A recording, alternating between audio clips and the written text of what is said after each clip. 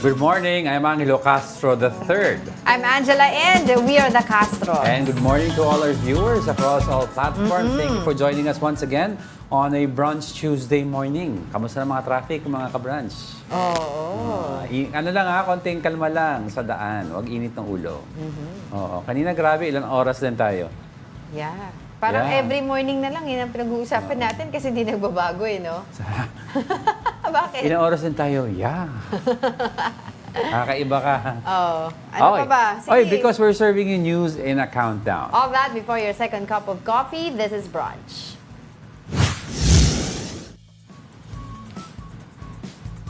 Starting our countdown with the weather. Metro Manila experienced rain amid the high heat index yesterday. Pag-asa said the heat index in Metro Manila reached 45 degrees Celsius in Pasay and 43 degrees Celsius in Quezon City. Still, the capital region experienced light to heavy rain showers. Pag-asa said this is due to the easterlies or warm wind in the Pacific Ocean. The agency also recorded hailstorm in some parts of Quezon City. They said hailstorms occur when there is enough moisture in the hot and wet air caused by the easterlies.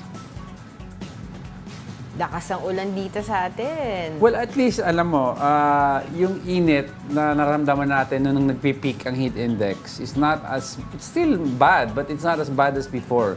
Mainit pa rin ang araw, pero yung hangin, kasi noon, naalala mo, kahit nag-electric fan ka, the air coming out of the fan was really hot. Singaw. O, singaw. Ngayon, medyo bearable na pagpalo ng mga 5, 6 o'clock. Medyo At saka kagabi, when I went out sa house, malamig. ang lamig. Oo.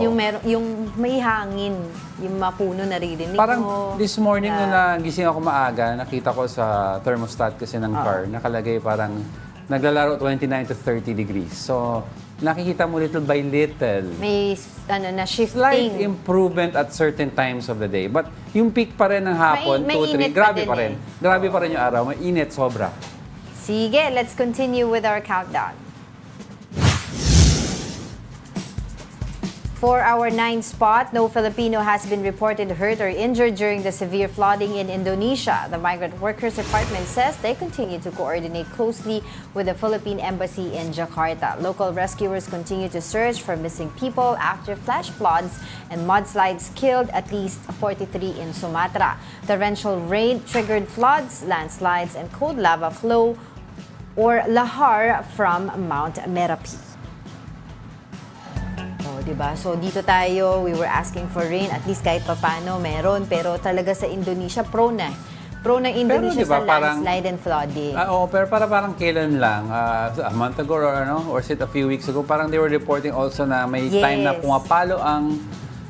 Ano? Kalimutan ka. Bakit? Kaya ko yan. Pumapalo mo ng high temperature din sa Indonesia. Oo.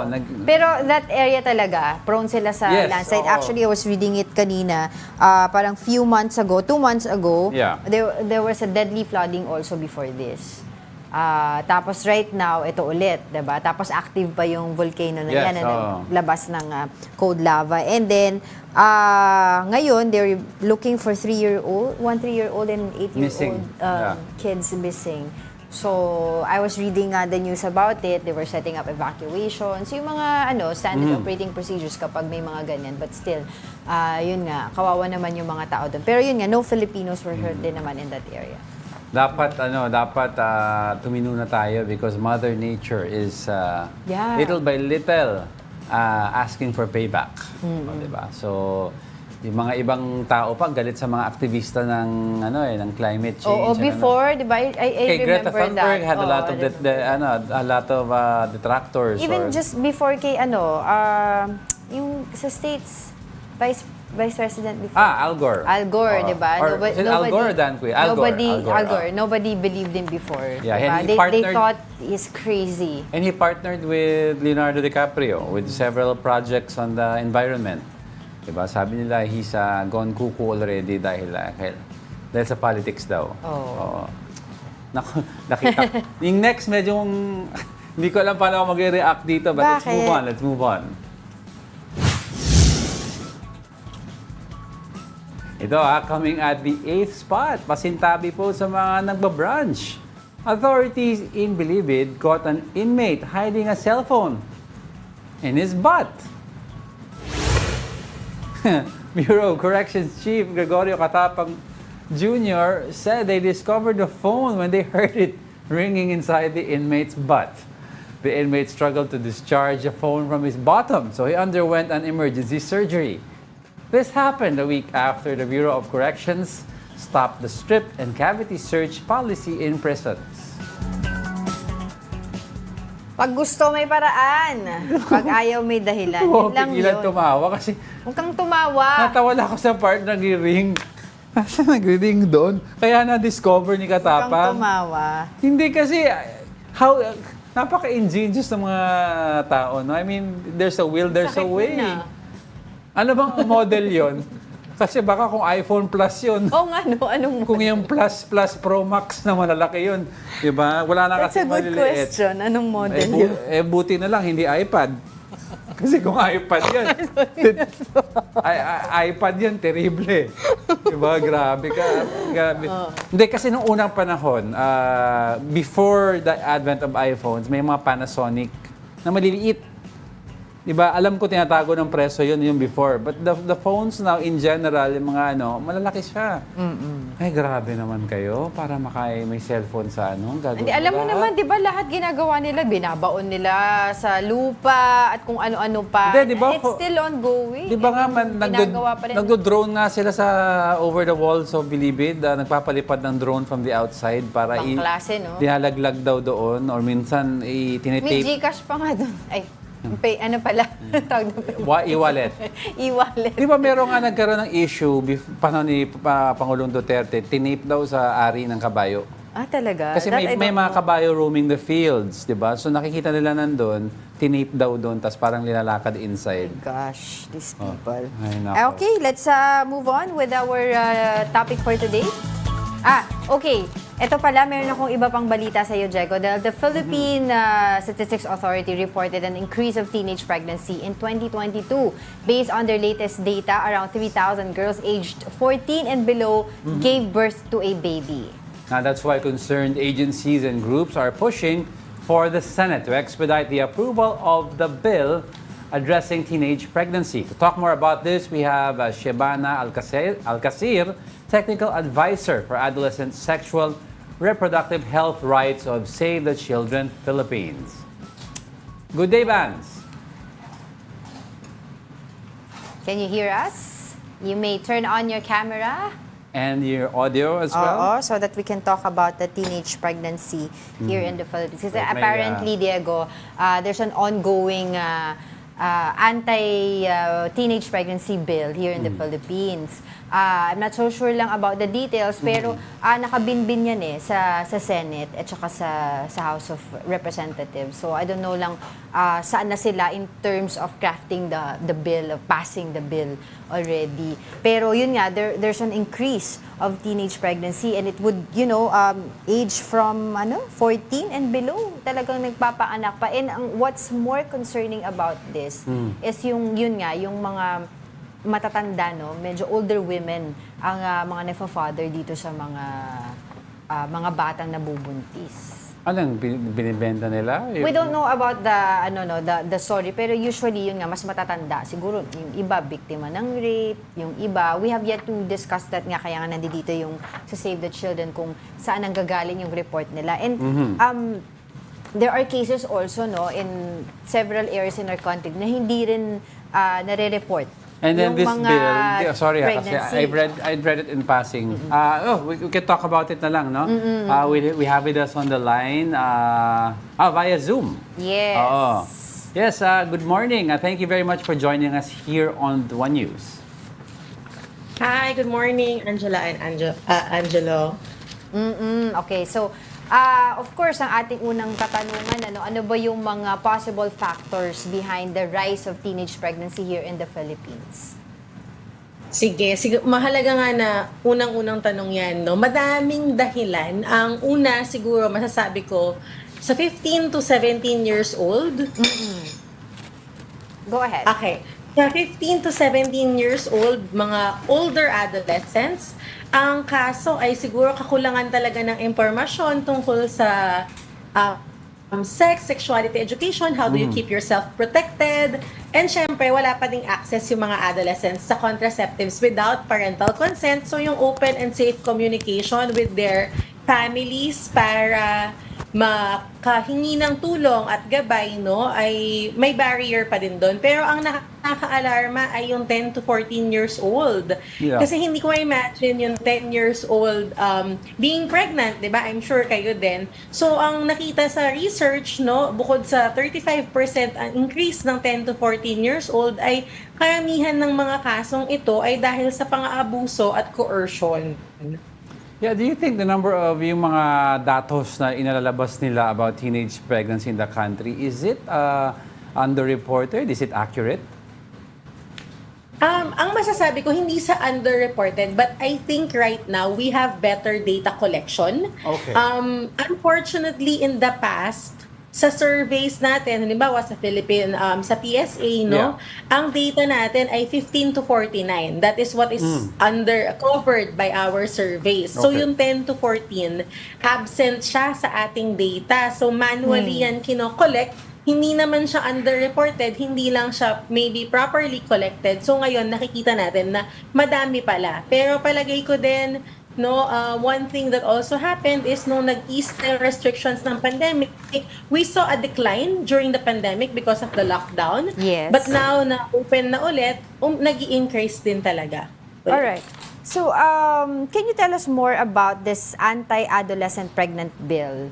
Ano bang nilalaman nito? 'Di ba? Para saan ba 'to? Ano bang gagawin niyo on? And what do you think about this?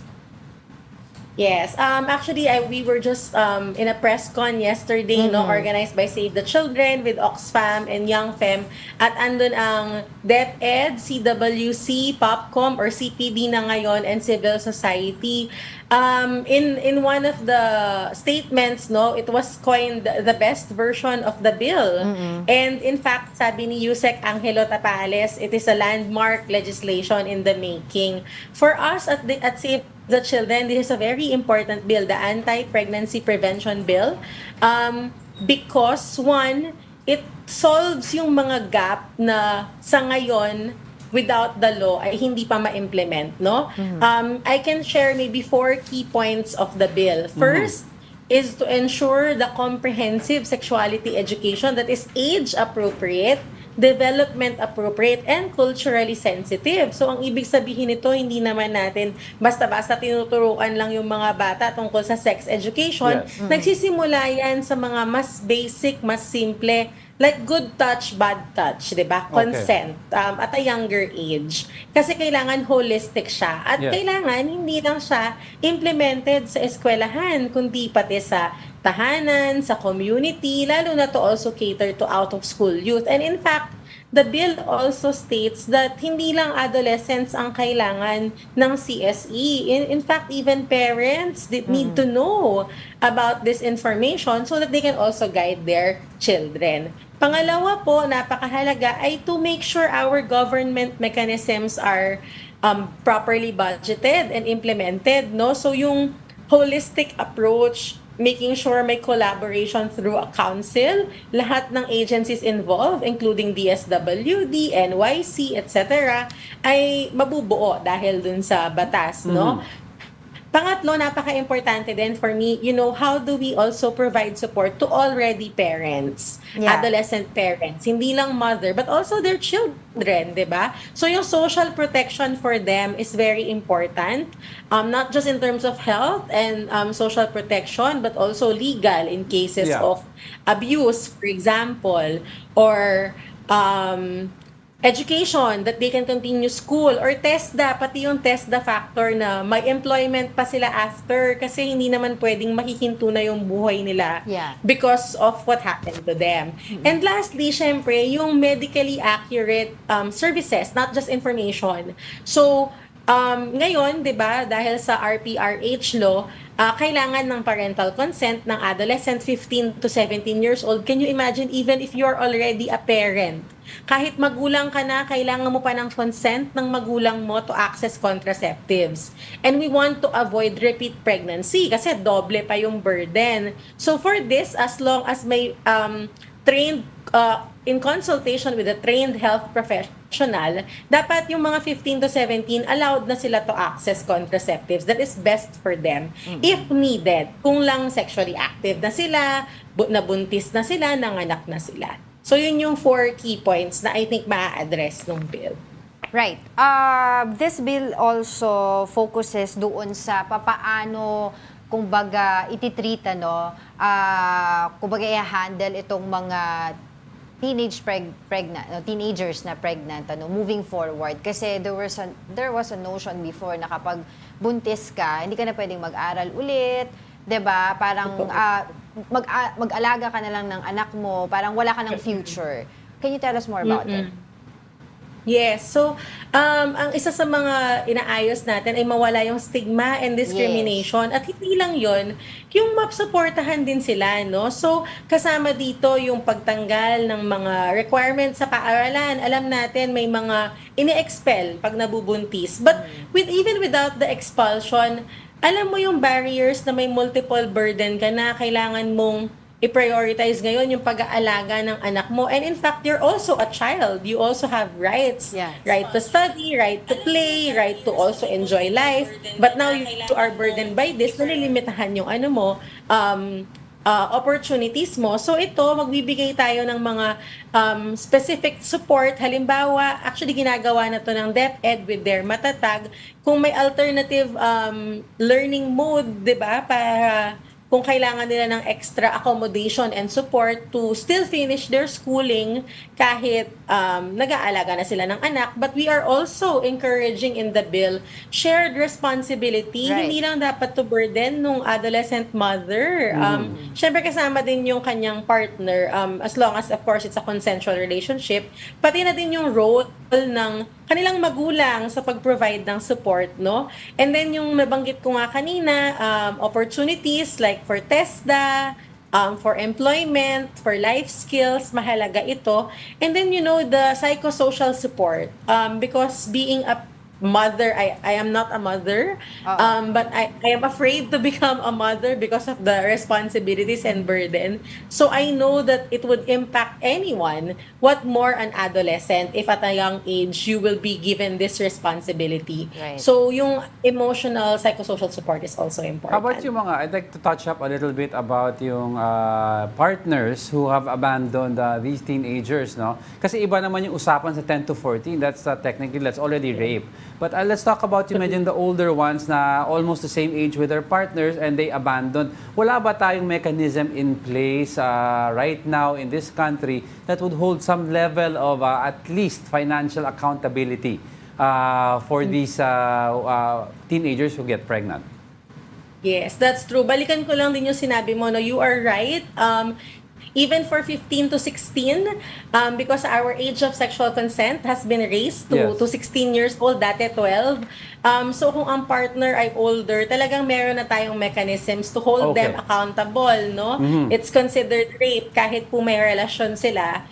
Because of the age gap, no? Lalo na kung past 3 years ang age gap, kahit 16 at 20 years old, considered pa din po yan na rape. Yeah. And dun sa naman po sa responsibility, kasama talaga, no, ang responsibility ng parents, ng magulang, to provide for their child at pwede pong i-hold into account at makasuhan para makapagbigay ng suporta. Siguro mahirap lang po, mahirap lang din pong i-demand yun, no, kung pareho din silang bata. Yes. At alam natin, it is also sometimes the case. Of course, madali nating mahahabol, hindi lang for financial support, but legal criminal case kung older, no, ang partner. Pero ang problema kung pareho silang bata, 16 years old, 15, and so on, mahihirapan talaga to also hold another child accountable for that, especially kung legally or criminally. What we really can provide is support, no, as a community, not just their parents and their family. Alam natin, yun yung nangyayari din po. Sorry to jump in and change the topic, but ang pinakamataas po na reason for out of school dropout ay for girls ay family matters, usually because they become pregnant, and for boys because of employment. So yung kailangan mo nang magtrabaho kasi wala kayong pera, yun ang dahilan ng dropout ng mga lalaki at pagbubuntis naman sa babae. So kailangan talaga community. It's a whole of nation approach talaga. Kasi ang iniisip ko nga yung impact talaga nito, sino ba ang pinaka maaapektuhan ng maagang pagbubuntis? Hindi ba yung mga pinaka nasa laylayan, sabihin na natin, no? If you're in a low-income household, how can your family provide support to you if you become pregnant? If sabihin na natin you're from a privileged, position, middle income or upper middle income, yung magulang mo, they can take on the responsibility. Pero kung low-income household kayo, mahirap, no? Mahirap talaga yung sitwasyon. Kailangan na ng intervention ng government. Vance, no, kanina kasi you mentioned there are several factors talaga behind the increase nga ng teenage pregnancy here in the Philippines. And one of which that we can also check is yung access to online ng mga kabataan, yung easy access nila, no, to online, and most importantly yung pornographic content online na na-access nila na madali. How do you think this bill will help, no, para ma-lessen yung or kumbaga ma-eradicate din, no, kung posible itong easy access sa pornographic online ng mga kabataan? Siguro yung dalawang bagay. Tama, no? In fact, according to the Young Adult Fertility Survey, adolescents get their information about sex and sex ed online or through their peers, no? So, ang isa nating approach dyan, even actually without the bill, halimbawa sa Save the Children, how do we infiltrate these spaces like social media? How do we do a scientific research, halimbawa, on what is the effective way to change behavior of people? Ano ba yung interesting to them, 'di ba? If they are in TikTok, if they get their information on TikTok, maybe we should be there, 'di ba? Maybe government intervention should be made easily available online through TikTok, Facebook, ganon. Second, no, actually hindi pa siya covered ng law, pero naalala ko nabanggit ito ni Asek Galban kahapon dun sa press con.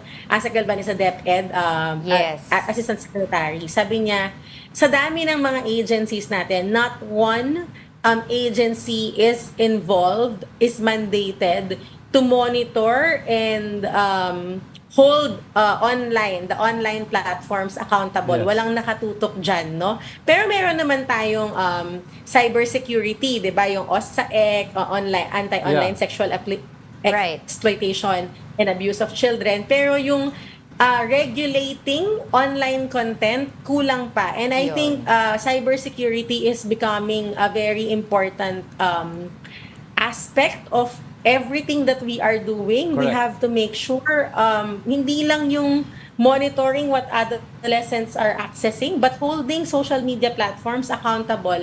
You know, in safe spaces law, meron naman, di ba, covered ang online space, but it is so hard to have cases reported. Halimbawa, yung hindi naman unwanted yung consent. Walang consent ko, in-upload yung material ko, for example, my photo or my video, etc. It is so hard to track, to have it taken down, kasi ang bilis din ng movement. Tapos walang responsibility, walang accountability yung ating social media platforms. And I think that is a separate law entirely, not just for adolescents, but to protect the safety and security of every Filipino, even online.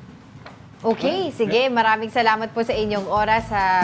Hopefully, we can invite you again to discuss more matters about saving the children. But thank you so much for your time, Shempana Alcacir. Thank you din po. All right. She's a technical advisor for adolescent sexual reproductive health rights of Save the Children Philippines. Pero tama siya, ha? Dati kasi you'll say everything begins at home, but there's also the second factor now. Kasi for some families, home is social media space. Diba? So it's the safeguards of social media. Sabi nga nila, your parents, you maybe access them 6 to 8 hours in a day on the average, but social media is with you every hour, diba? With every child, every hour. So how do you regulate that pag malayo ka na sa magulang mo? Kasi if you have internet sa bahay, may safeguard yan eh. Pwede parental yan. lock yan eh. Pero sa school, di naman sila pwede gumamit ng hindi mga pwede. Pero when in they're between, out. in-betweens are the important thing we have to look at. Alright, sige, coming up. Tensions got high during the Senate's hearing into the supposed PDEA leaks. And atin ito, coalition will press forward with its mission in Scarborough despite intimidation from China. We are just getting started. More of our top 10 news when Brunch returns. Keep it here on One News.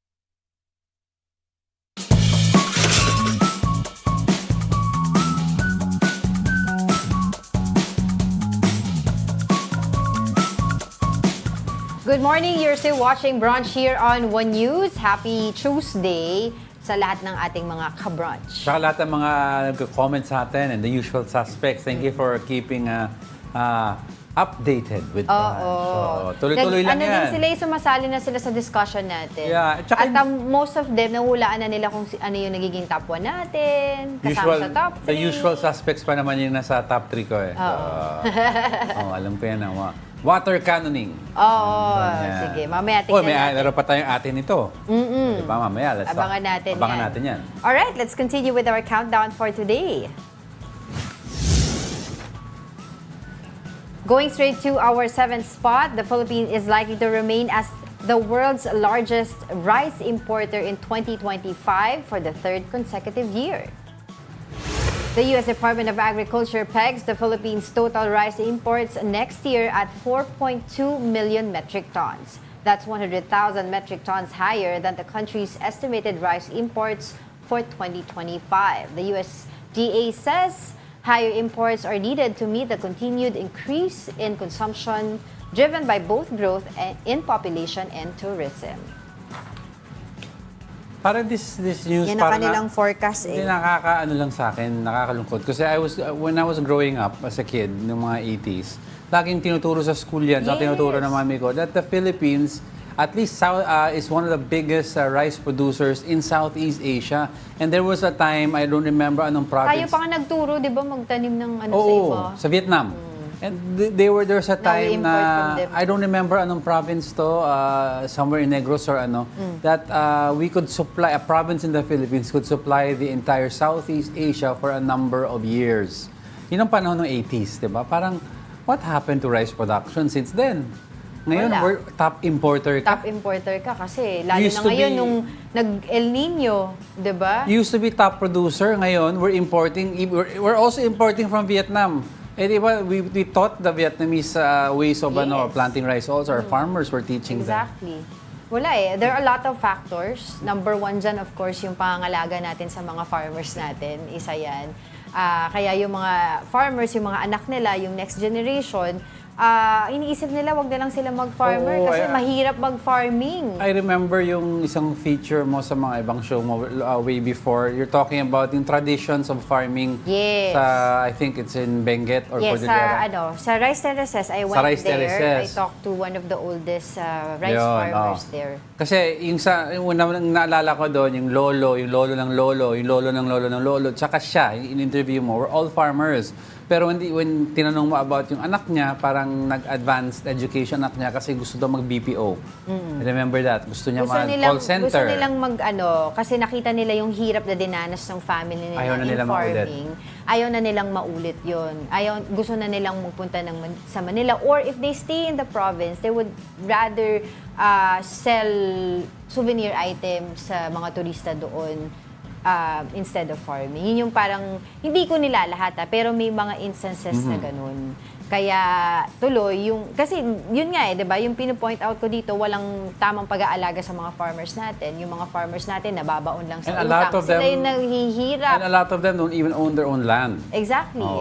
Diba? So, bayad sila ng rent for their own land. Tapos ngayong nagka-El Nino, hindi naman din sila makatanim. Mahirap na naman on their part. Because walang proper lack of irrigation, infrastructure, diba? lack of infrastructure, lack of support, 'di ba? Lack of planning. Tapos yung at the rate that we are going in terms of population, yung nabanggit nga din sa balita kanina, dodoble pa yung population natin. So it will increase also yung demand sa rice. I understand that, pero I would not point entirely the fault na at the growing population. It's because our capacity in the 80s was capable of feeding the entire Southeast Asia for a period of time. One province ang pinag-usapan sa Pilipinas noon. If we continue that progress that we had there in terms of infrastructure in the port, diba, in support, di sana okay tayo ngayon. Exactly. Wala tayong problema sa kanin, sa bigas. Ay, nako. Alright, let's move on.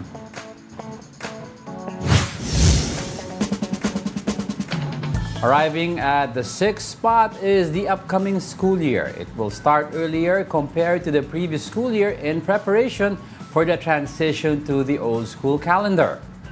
Under the Education Department's aggressive transition, the upcoming school year is from July 29, 2024 to March 31, 2025.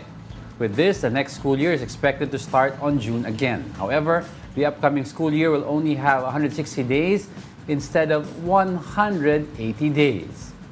That is why DepEd might conduct 5 Saturday classes per quarter. Meron po bang timeline ang DepEd na kailan makakapag-decide kung itutuloy po yung ganon? Mr. Chair, we'll make sure that we finish the consultation within this month. Ayun. So, in order makabawi sila dun kasi doon sa number of days na required, magsa-Saturday class. But not every Saturday. Papipili daw sila ng Saturdays. So paano I was wondering about yung mga schools na ongoing pa rin ang classes ngayon until end of May or June. End of June. Paano yan? Balik sila? Adjust nga, di ba? Balik sila ng July? Yeah, most probably. Saka ganun din mangyayari dun sa halimbawa, nag-transfer ka ng school. Hindi, kasi for example... Mauna yung school na pagka-transferan mo. Kumbaga yung school na pinanggalingan mo, mag-i-end ng June. Second week Tapos ng June July, yun. papasok na siya. ganun ang So, 2 adjustment. weeks lang ang bakasyon ng bata. Kasi aggressive approach nga Kaya tawag nga, so nila 2 dito weeks eh. lang ang bakasyon ng bata. Yes, at ganun din sa mga teachers. I hope that they had to take a look at lang even for private schools at studies of this because it has proven na more than 100 days of studying, tapos yung time ng bata to unwind from the stress of school takes more than 2 to 3 weeks. So walang time na yan ang gusto nila eh. I wanna see aggressive. kung how this affects the learning capability or the approach of a child towards school. They're also checking nga din, Diego, kasi yung 'di ba pinag-uusapan natin dito lagi yung number of school days na required, 180 to 220. Under the law, walang requirement sa minimum, maximum lang. So, Maximum 220. Oo, pero paano? Kasi itong aggressive approach that they're going to do, 165 days lang yung araw ng pasok ng mga estudyante. Ala, anyway. Tingnan natin, no? Kasi ibig sabihin ba nito pagdating ng June, tingnan natin kung gaano kadami yung ulan, tingnan din natin kung gaano kadami yung suspension ng klase. If yung hula ng pag-asa or yung forecast nila holds true na yung La Nina really comes in at full swing, the rain, mararamdaman daw natin yan mga August, September, October pa. Wala eh. Pero yan ang peak mo. And on the average, if you have tatlong bagyo sa isang buwan, yun ang titignan mo ngayon. Hindi mo rin alam eh. Kasi Di mo alam. kaya nga sinasabi itong ginagawa na adjustment ng school calendars, talagang, anong tawag doon? Parang band-aid solutions lang. So tingnan mo, kapag umulan, marami na naman din So, suspect. kaya nga yun po, sinasabi mo, kung umulan, gusto natin bumalik sa init. Kasi Hindi kasi isa sa mga factors din naman, I remember this clearly before, na when they wanted to adjust the school calendar na i-adjust siya sa, yung magiging hanggang April yung klase, di ba? Wala na tayong summer vacation dito. June na yung vacation. Was because they wanted to follow yung international standards, yung para doon sa mga foreign students, makasabay, ganyan. Pero tingnan natin, 'di ba, kung yung iba naman gusto, they're welcoming, especially yung mga magulang dito before we move on, ang solution is not to run away from the problem, rather to solve the problem by better infrastructure. Ayun. Diba? Kasi tinatakbuhan mo, mainit, takbo tayo sa kabila. Ay, umuulan, takbo tayo sa kabila. Ayusin yung infrastructure. Hindi tayo tatakbo sa problema. Ayun. Tuloy-tuloy Pero ito lang. kaya tatakbo sa problema o ba to? mainit ang usapan dito sa ating next topic. Moving over now to our top 5, Senator Jinggoy Estrada and former PDEA agent Jonathan Morales trade barbs at the Senate hearing. Here's the report.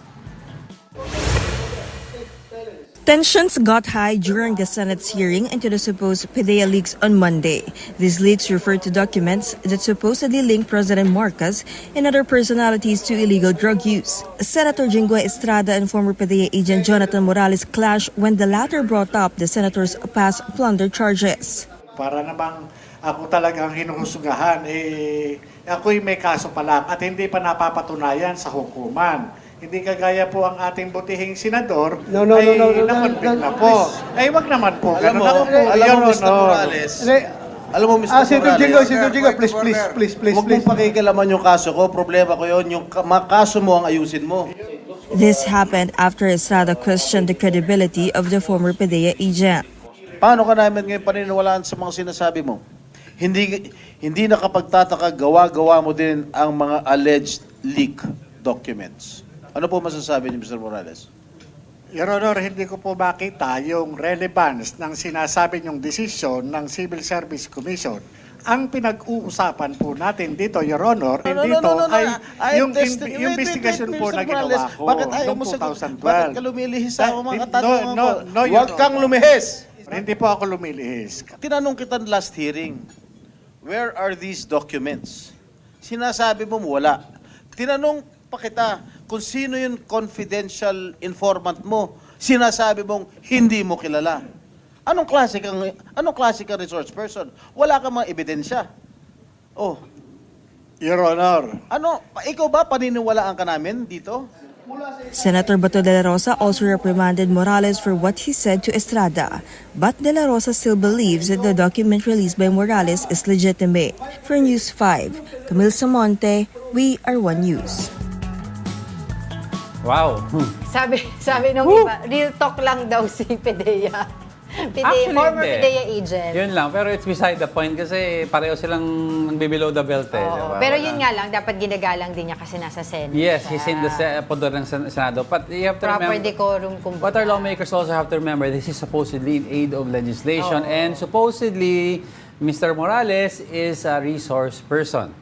Supposedly. In aid of legislation, hindi in aid of destabilization. Alam mo minsan, no, I want to look lang kung sa lahat ng mga hearing na ginawa ng mga ganyan, ilan ang in aid of legislation ang naging actual legislation. Oo. Diba? Pero Para may numbers actually, tayo. si Senator Tolentino is checking na nga dun sa batas kasi parang executive order lang or administrative order lang meron yung sa when it comes to leaking important files, government files, parang yun, administrative order lang, wala talagang law to punish people. Well, there should be kasi the US has an airtight law on So yun punishing. yung tinitignan ni Senator Francis Tolentino on this, in aid of legislation. Parang init nun, ha? Ito.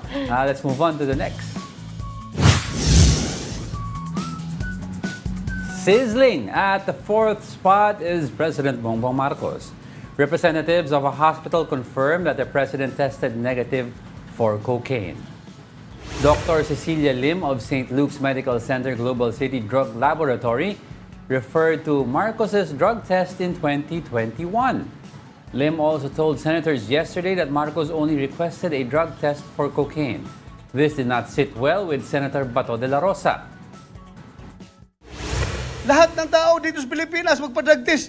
Hindi man nagtatanong na i-test niyo ako sa cocaine, i-test niyo ako sa Cebu, i-test niyo ako sa marijuana. Wala. Pupunta ako sa inyo, magpa-drug test para pag mag-negative, dalhin ko yung dokumento, nag-apply ako ng trabaho. Hindi ko nakita ba't siya galit. Hindi kasi nagpa-test nga daw si former president ng cocaine test only. For the campaign niya. Kasi Sinasabi niya, bakit daw ganun? Dapat, di ba, parang hindi mo sinisingle out lang kasi pwede ka din magpa-test sa marijuana, sa shabu. Oo nga, pero ang point is si PBB ang voluntary test yan. So siya nagpili ng test yan kasi that's voluntary. Ngayon, kung mandatory test, nandun yung mga prerequisite. Shabu, cocaine, marijuana. Mamaya, saka natin pag-usapan Hindi, yan. pero Marami pa tayong pag-uusapan. personal choice mo yan eh. Ayan mo sila. Now, let's see what's our next topic for the day. Switching gears now for our top three, Surigao del Norte Representative Robert Ace Barbers wants an executive order repealed. Barbers says Executive Order number 285, which allows the conversion of tourist visas to student visas, has been abused. It was crafted during the term of former President Joseph Estrada. The crux of the matter here is the fact that with the Executive Order 285, it gives full discretion and authority to the Bureau of Immigration to extend visas or to change the status of travel documents of foreigners who come to the Philippines. Barbers wants a hearing into the supposed influx of Chinese students in the country, especially in Cagayan. The Solon, though, could not say how many there were in previous years and whether that number has actually gone up. We want tourists to come. Of course, we want them to invest here. And of course, we also want them to study here. But now that there seems to be some problem with that we're involved in as far as the West Philippine Sea is concerned. So I guess the number of the influx of Chinese students is quite alarming, to say the least. Oo nga kasi sa Cagayan may mga areas doon na yung EDCA sites eh. Basta ang sinabi ng BI, Bureau of Immigration, 1/3 of the school's population ang nakalaan for foreign students. 1/3 of every campus. So yun ang number of students na meron. Alright. Okay, don't go away because we're not done yet. May dalawa pa. Stay with us.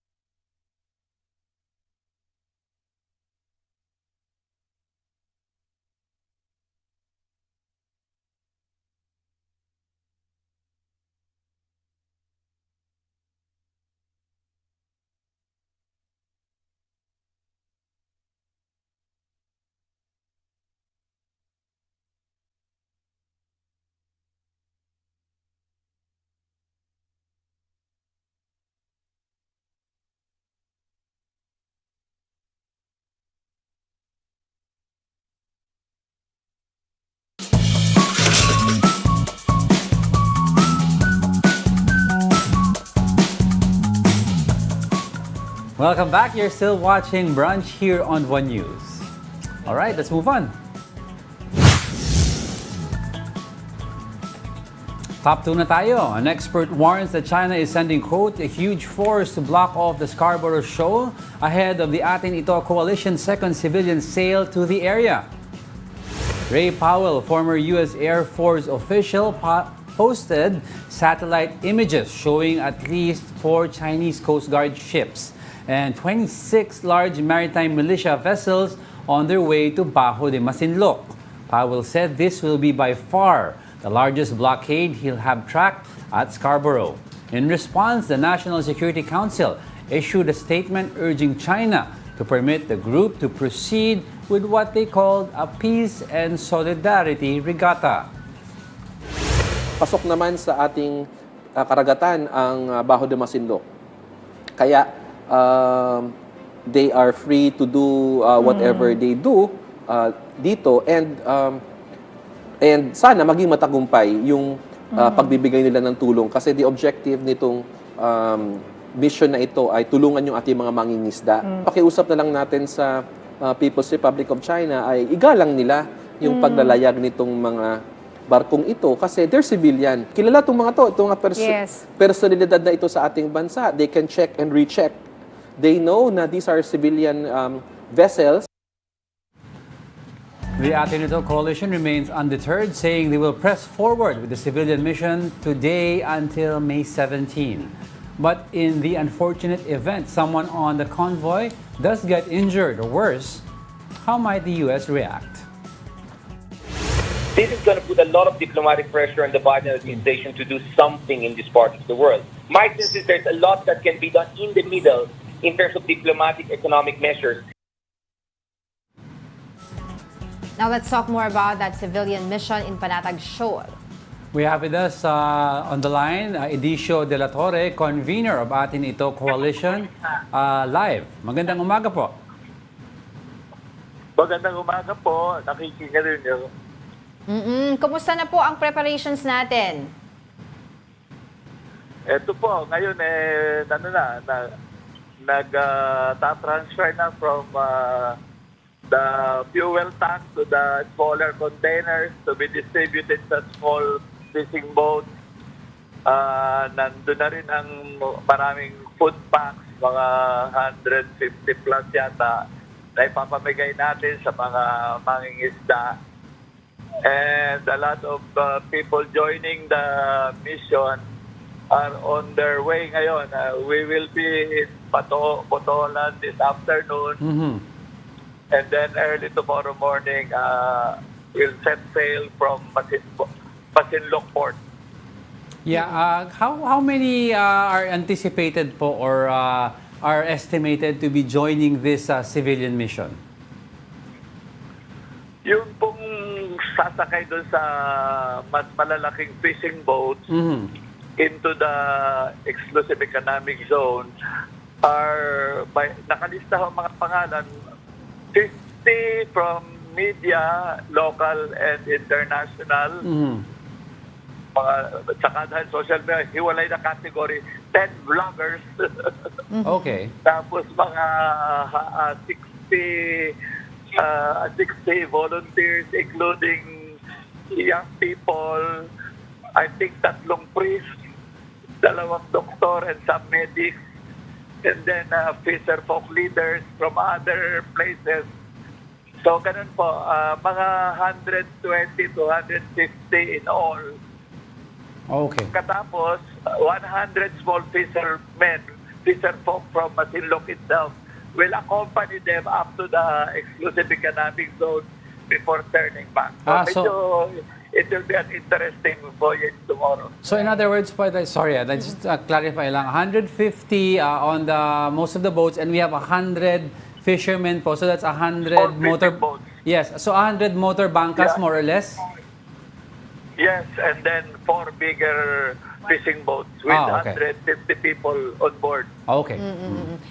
Paano po natin masisiguro na magiging ligtas po itong gagawin po ninyo dyan sa West Philippine Sea? Baka po kasi sakaling makialam ang China. And most importantly, kayo po ba ay sasamahan ng PCG? Well, unang-una po, learning lessons from the past and also knowing the China seems to be really determined to assert what they call their power. Nag-anticipate rin na baka in the process, baka i-block pa yung aming radio and phone paano pag communication water sa cannon isa't kayo? isa. So para magulo. Kaya nga para nag-scenario planning kami na kahit ma-cut off ang communication, depending o mangyayari, dalawa ay tuloy, dalawa ay iwas atras. Tapos wala kami planong ma-water cannon. Sabi lalo na nung inarkila naming bangka, wooden lang ang hull namin, sir. Hindi ito magsusurvive ng water cannon. So we have absolutely no intention whatsoever na magpa-drama na magpa-water cannon. Kahit yung ilang mga bata, sabi nila, mainit naman, masarap maligo. Hindi yan simple water. Yes. High pressure yan. Titilapon ka. Exactly. So in other words po, I'm sure you've heard about the blockade that China has been preparing based on some satellite images. So in other words, you're saying po, you're prepared for this huge force na ipapadala ng China in terms of yung Coast Guard and yung mga militia nila? But kung ang mag-i-stay put lang doon at gusto lang prevent na pumasok kami sa Bao de Basindok, okay lang. Okay. We will not approach them too closely and we will just distribute the food packs and assistance to the fisher folk na hindi rin sila makalapit sa Bao de Basindok. Yeah. Doon na lang kami magdi-distribute. Oo. Ed, Pero kung baka kung lumapit sila papalapit sa amin, di siyempre aggressive yun, iiwas kami. We don't want any confrontation. Oo, I guess we're clear on that, no? Pero meron po kasi, there are certain claims or allegations, so specifically dito po sa Global Times, they noted na kayo daw po, kayong civic organization na ito, ay in fact a hired gun fed by the US and long sponsored by US organizations. What can you tell us about it? What's your reaction on that? Nakakatawa nga kasi alam mo, Global Times always frames our vision. Now, hindi man lang nire-respetong may sariling initiative ang Pilipino. At tingin nila, they see it as a China versus US fight. And the Philippines is just a pawn. Sabi namin, pwede ba, that might be your point of view, pero look, we did this and we are doing this whether the US is there or not. And besides, they have given us any single cent for this mission. Pwede ba? Pero some Filipinos in Canada sent us some money kasi naaawa yan. Kasi sabi namin, kulang ang aming pambili ng gasolina at food. That's the closest we have to some assistance from abroad, and they are fellow Filipinos. Sorry na lang, this China, ibang klase ang imagination nila. Nabasa ko nga, sabi nila, kunwari raw magtatalon sa dagat ang mga Pilipino, pagkatapos papalabasing tinulak nila. Ano ba sila? Scriptwriters ng telenovela? Awan mo ba? Alright, sige po. Good luck po sa inyong mission and hopefully we can invite you again para naman po pag-usapan yung... And wishing you all the best and safety as well. Safety, of course. Alright, sige po. Sana po pag natapos itong mapayapa, di pwede tayo magkwentuhan. Yes Sige po. po. Maraming salamat, Ed De La Torre of Atin ito Coalition. Nagdadala sila ng mga boya, di ba tawag nila? Yeah, they're going to mark nakalagay the atin territory. ito. Yun ang tanong doon, papayagan So, ba iiwas. sila? So, ano malinaw? Tatanggalin ba yun ng China? They will not approach the blockade or pag parating sa kanila, iiwas sila. Alright, let's continue with our countdown.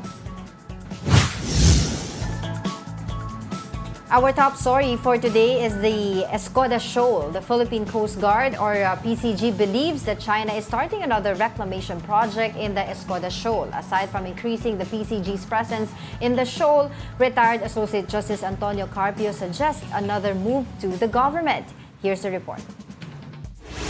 The Philippine Coast Guard, or PCG, has discovered these two sandbars at the northeast portion of Escoda or Sabina Shoal near Palawan.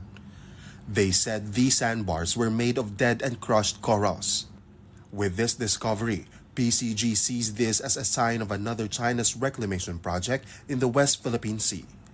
The Escoda Shoal is 71 nautical miles or 132 kilometers from Rizal, Palawan. This is part of the Kalayaan group of islands. It means that Escoda Shoal is still part of our 200 nautical miles exclusive economic zone. The Chinese embassy brushed off PCG's allegation and said it's just assumptions from the agency. But PCG is not buying this excuse. This is perhaps the reason why our good friend from the Chinese embassy is not that confident to say and to confirm that that's their vessel. But again, let me stress this fact. It is not that I think that these are their vessels. We have photos and videos to prove that. And they should be man enough to accept that they have really deployed and intruded our own waters. Aside from the sandbars, PCG also spotted some Chinese research vessels and divers carrying out maritime assessment in Escoda Shoal. They also monitored almost 50 Chinese ships around the area since April 16. PCG suspects that China is doing reclamation projects at night. The Chinese, whether sanctioned by the state or not, have already came up with a study on how to do island building in making use of the coral reef, in making use of crushed corals. The National Security Council were alarmed with this recent discovery. They ordered PCG and the military to strengthen their monitoring and surveillance in Escoda Shoal. So, this comes very close to Pag-asa Case 1, 2, and 3, partner, no? Again, crushed coral na naman. Obvious na it's from another place, nilagay doon, and now we are seeing it in Sabina Shoal. So, Yes. We are alarmed by all of this development, at kaya the National Task Force West Philippine Sea, led by Secretary Anyo, has already directed mas maigting na pagbabantay sa lahat ng mga features natin at lahat ng mga features within the West Philippine Sea, within our 200 nautical miles exclusive economic zone. Kasi wala pong magbabantay dyan kundi tayo. it has been a month since the BRP Teresa Magbanwa has been deployed in Escoda Shoal. But for retired Associate Justice Antonio Carpio, this is not enough. He pushes for the presence of Philippine Navy ships in the area. At yung ating Coast Guard, mag-station na ng Coast Guard vessel doon 24 hours a day. Third, apply na natin sila sa Coast Guard unit for damage to the marine environment. For News 5, Gio Robles, We Are One News. Alam mo kasi yung positioning niyang yung Sandy Cay at saka Escoda Shoal, ang sinasabi nila kapag naging successful yung allegedly reclamation project ng China using crushed corals, mahihirapan ng ating AFP, PCG na yung mga resupply missions kasi maiipit Tapos nagiging iba ang usapan because nagkakaroon siya ng actual structure, nagkakaroon ng actual island which in turn, parang pinapahaba mo pa yung territorial area ng jurisdiction ng China. So that's why we're avoiding that unnatural building nila. Unnatural because definitely it is unnatural daw. They were using crushed corals. Yeah, hindi lang natin daw alam if it's done because of the formation of the wind pushing it, which is possible naman daw. But the way they look at it, but they have no proof, it looks like it was man-made daw. Yeah. All right, with that, I'd like to leave you with a quote for this morning. When one door of happiness closes, another opens. But often we look so long at the closed door that we do not see the one which has been opened for us. A wise quote from Helen Keller. And that wraps up today's episode of Brunch. Join us again tomorrow. I'm Angela Lagunzad Castro. Kalimutan mo na mo Hindi And I'm Angelo Castro. We are One News! I'm Angelo Castro III, all sides all the time.